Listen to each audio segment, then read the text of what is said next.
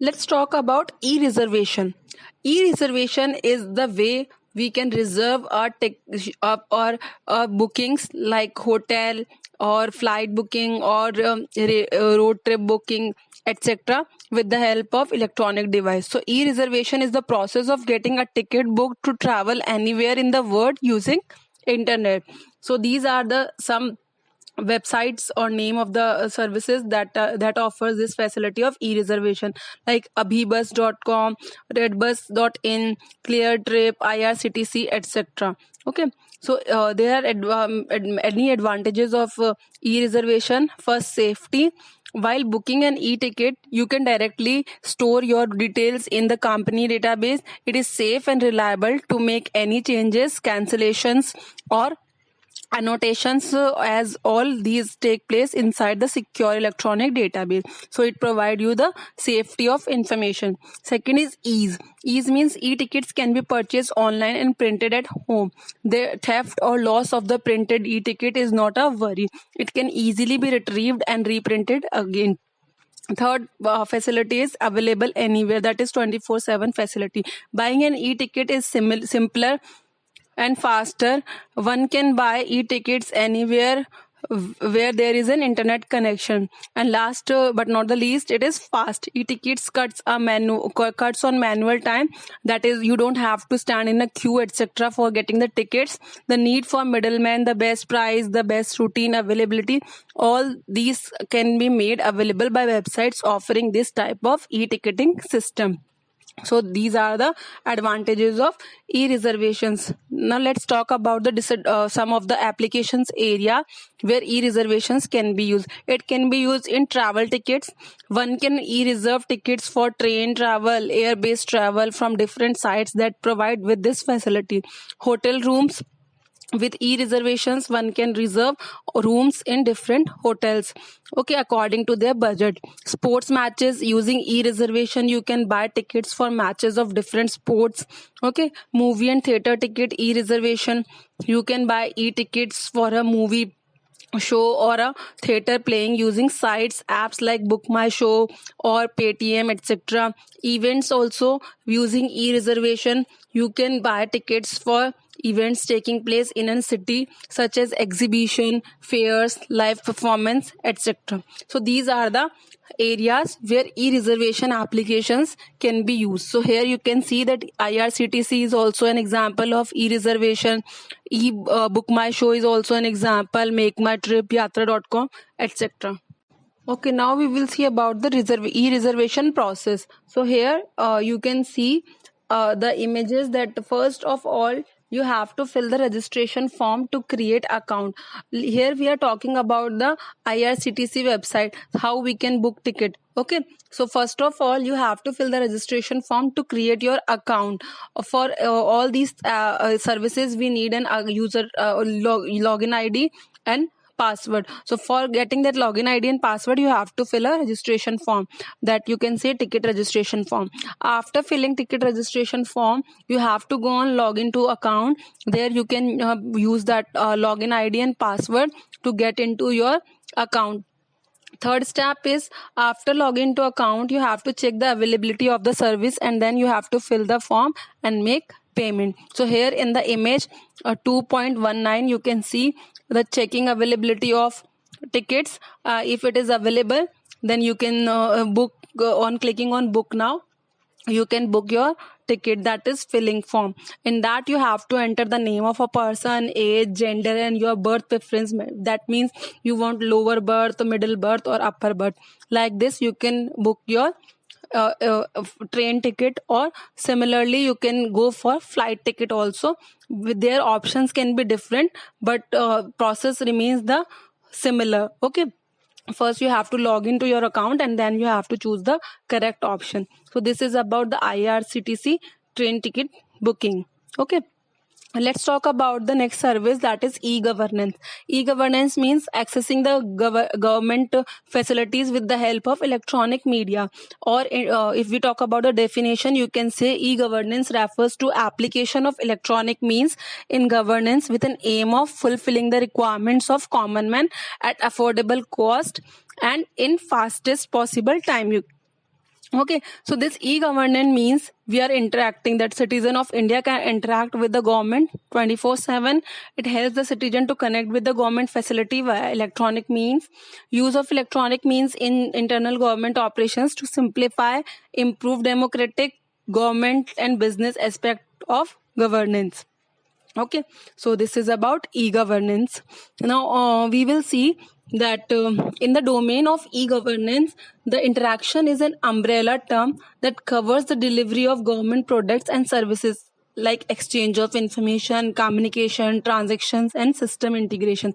So National E-Governance Plan, that is NEGP, has been formulated by the government to promote e-governance on a massive scale, that is large scale. So the vision of National E-Governance Plan says that making all government services accessible to the common man in his local through common services delivery outlets like e-mitra etc., and ensures efficiency, transparency and reliability of information at affordable cost to realize the basic need of a common man. So this is the motive of National E-Governance Plan. And government also launched an Digital India, or India Digitally Connecting. This is the initiative taken by the government, Digital India movement, and in that free mobile applications launched by government of India for services like Aadhaar, DigiLocker, Bharat Bill Payment, Employee Provident Fund Organization, etc., Pradhan Mantri Kaushal Vikas Yojana services, All India Council of Technical Education survey mobile app is there. Okay, CBSE app is there. Indian Railway ticket booking, e-district, e-panchayat, passport, and other more applications are launched by the government for the help of Digital India movement. So these are the initiative taken by the government for digitalizing India. Okay. Here you can see major e-governance projects in India. That see, first is MCA 21, India's prestigious government to business services portal. G2B means government to business. Okay, so MCA 21 is a project that provides stakeholders or businessmen with convenient and secure online access to all the services by Ministry of Company Affairs. Key services that can be availed through the MCA 21 portal. So these are the portal. This is a portal through which businessmen can offer the facilities that is provided by Ministry of Company Affairs. So the site is www.mca.gov.in. Nowadays we will see that there is Supreme Court and High Court, they are using that e-court facility, etc. So these are the some major governance projects in India. So first we have seen MCA 21.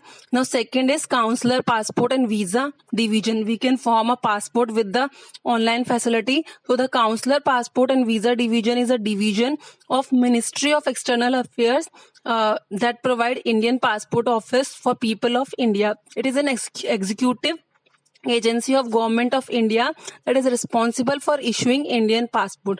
In that we have to fill a form, and then they will give us a date for passport, and then we have to go to the office and do the other formalities. So website for that is http://passport.gov.in. Next project is Income Tax Portal. Some major services offered by Income Tax Portal includes preparing and filling of individual income tax return or TDS returns by tax deductors, filling and tracking of PAN card, TAN application status, inquiry of tax payment in banks, and access of taxation rules and taxpayer specific information. So website is http://www.incometaxindia.gov.in. Next is National Portal of India. That is, National Portal of India has been developed with an objective to enhance a single window access to information and services being provided by various Indian government entities. Example, India.gov.in. Next is DRDO, that is the Defense Research Development Organization. It is a network of more than 50 laboratories which are deeply engaged in developing defense technologies, covering various disciplines like aeronautics, armaments, electronics, combat vehicle, engineering system, instruments, missile, advanced computing, supercomputers and simulations, special material, naval system, life sciences, training, information system, agriculture, etc. So for that particular department, URL is drdo.nic.in. Next is Supreme Court of India. Supreme Court of India is the highest judicial body in India, and it also provides web presence in the form of website that can be used to know about Supreme Court judgments, case studies, and news, e-filing, etc. That URL is http:// Supreme Court of India.nic.in. Next is Indian Courts. The Indian Court is also provides a websites for Supreme Court and all the 21 high courts and their benches in India. It provides a single point of access to information related to Supreme Courts and High Court, and its website is www.indiancourts.nic.in. RTI, that is Right to Information Portal.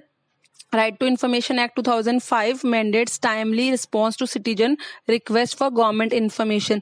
To access that portal, we are having a website that is rti.gov.in. It is used for maintaining the transparency in the system, and there are many more websites and portals that are a part of e-governance mission of India, and some of the URLs are indianairforce.nic.in, indiannavy.nic.in, indianarmy.nic.in, and goi directory.nic.in, and pensioners portal.gov.in, Indian image and .nic.in, welcome.html, etc. Okay, so these are the various projects that are run by Government of India.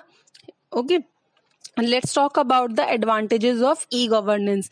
So first is expanded reach of government. With enhancement and availability of the internet services in the country, more and more people can now connect to the government portals available online.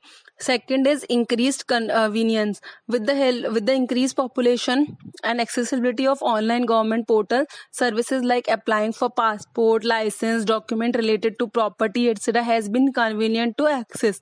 Next is high transparency. E-governance has increased transparency in the internal government process. Now the citizens can quickly get the information about the services for which they may have applied, hence reducing the gap between the citizens and the government. Next is reduced corruption.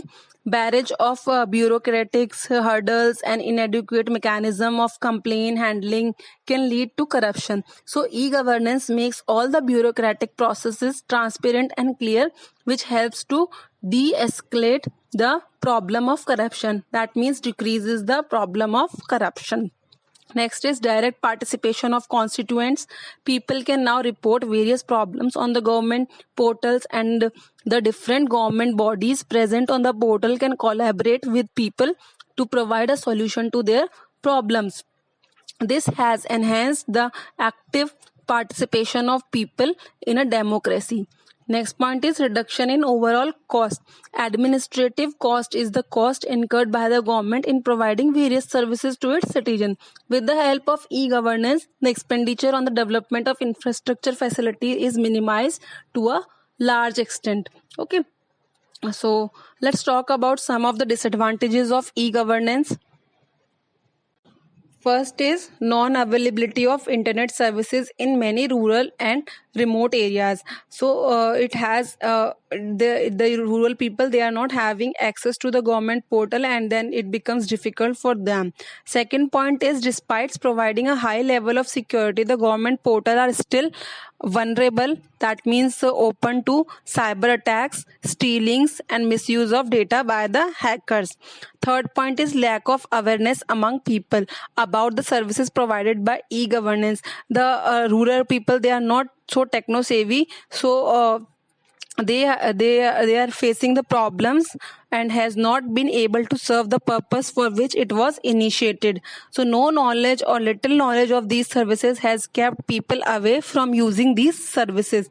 Many services provided to the citizens are still not a part of e-governance and need direct interaction among the people and the administration. So these are the some disadvantages of e-governance.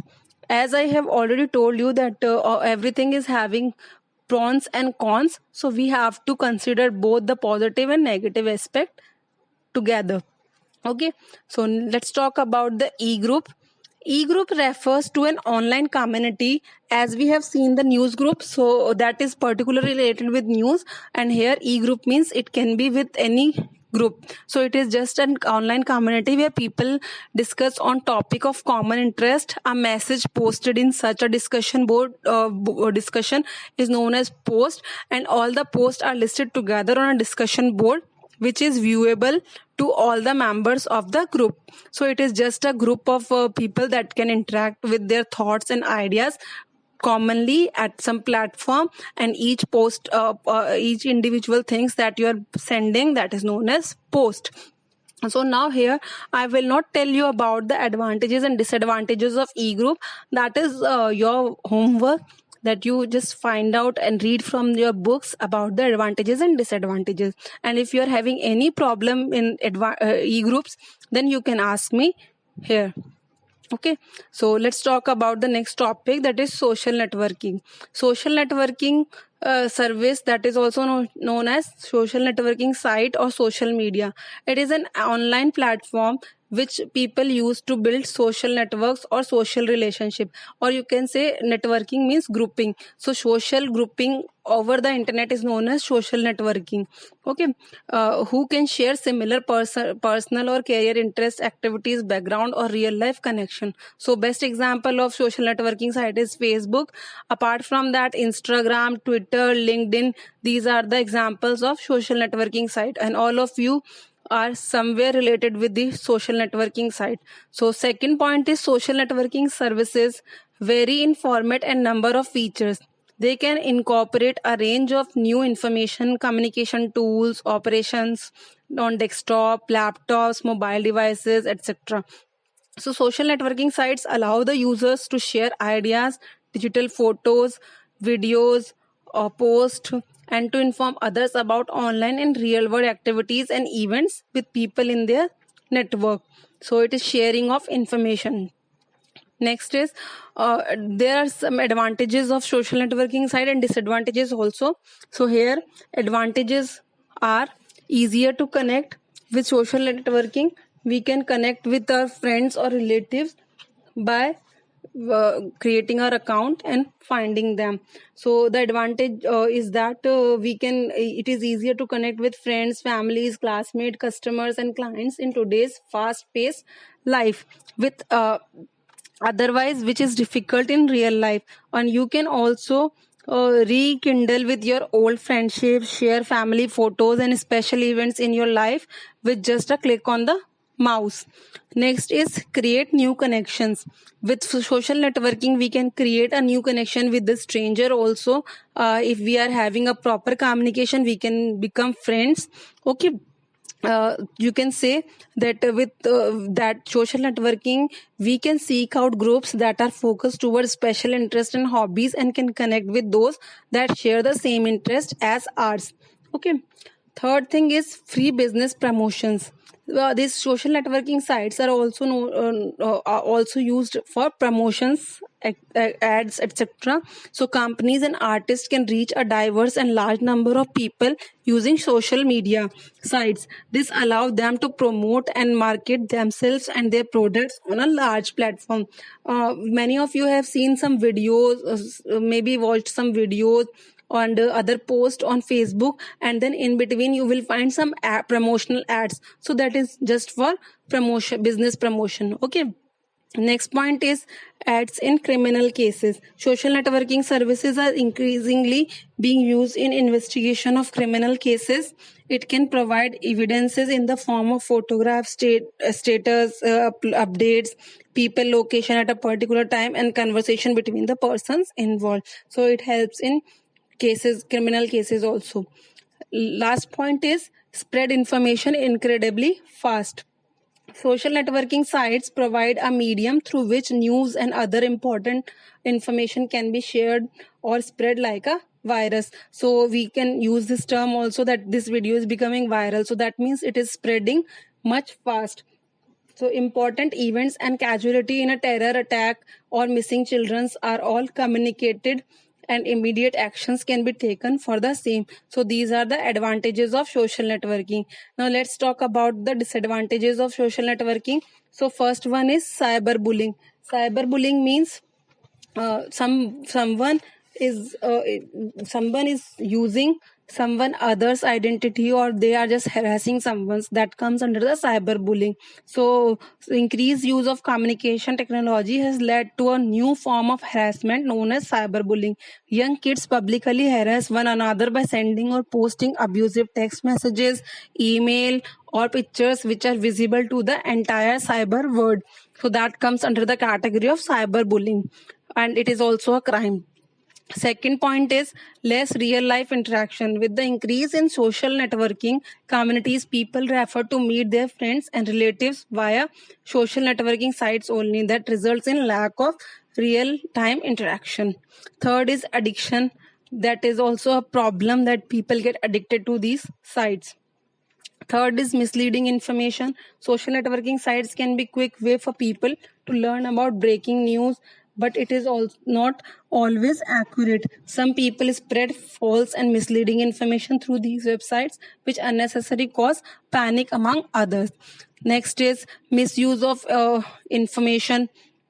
That is, social networking site, they are not providing enough security to the person data of a user. Even after enabling the privacy setting, the information is visible to a lot of unknown people, and a stranger with bad intentions cleverly steals and misuse this information.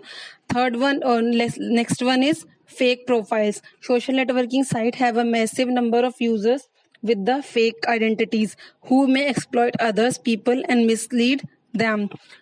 So this is also a disadvantage. Next is peer pressure. Peer means nearby. So people tend to post false information about themselves, falling prey or victim to a peer pressure. And people do such silly things to catch the attention of aristocrats, which lead them to harmful consequences. So these are the disadvantages of social networking sites. Next topic is mobile technology. Mobile technology is a technology which is mainly used for communication in mobile devices. So SMS is also one of the mobile technologies that stands for short message services or texting. Next, it is a quick and convenient way to send short messages on mobile phones. Next is MMS, that is multimedia messages. You can include multimedia content like pictures, audio, and videos files along with messages and send to another mobile device. Third is 3G technology. 3G means third generation of wireless mobile technology, which made the streaming of audio and video files possibly without any interruptions. 4G is fourth generation technology. It is an IP, Internet Protocol based packet switching integrated system with a high speed data transmission rate of 100 Mbps to 1 Gbps. Mbps means megabits per second to 1 Gbps, gigabits per second. 5G means 5th generation technology. It offers faster data transmission and support high quality of picture interaction, multimedia, and streaming audio, video, files, etc. So these are the mobile technologies that are used nowadays, and all of you are familiar with all these things. So this chapter is over. Thank you so much.